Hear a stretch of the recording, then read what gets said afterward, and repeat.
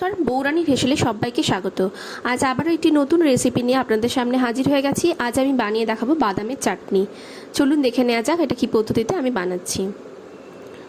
প্রথমে আমি এখানে মিক্সি জার নিয়ে নিলাম। এবার এখানে আমি রোস্ট করে রাখা আগে থেকেই বাদাম দিয়ে দিলাম। দিয়ে দিচ্ছি হাফ কাপ মতন কোরানো নারকেল, দিয়ে দিচ্ছি একটা কাঁচা লঙ্কা, দুটো রসুনের কোয়া আর সামান্য পরিমাণে তেঁতুল।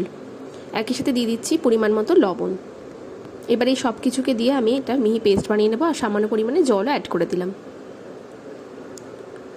খুব সুন্দর একটা স্মুথ পেস্ট তৈরি হয়ে গেছে। এবার এটার মধ্যে একটা ছক তৈরি করব, সেই জন্য আমি এখানে একটা প্যানের মধ্যে দেখুন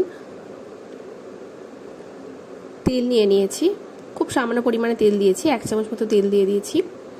দিয়ে দিচ্ছি কালো সর্ষে ফোড়ন হিসেবে, দিয়ে দিচ্ছি একটা শুকনো লঙ্কা আর বেশ কয়েকটা কারি পাতা।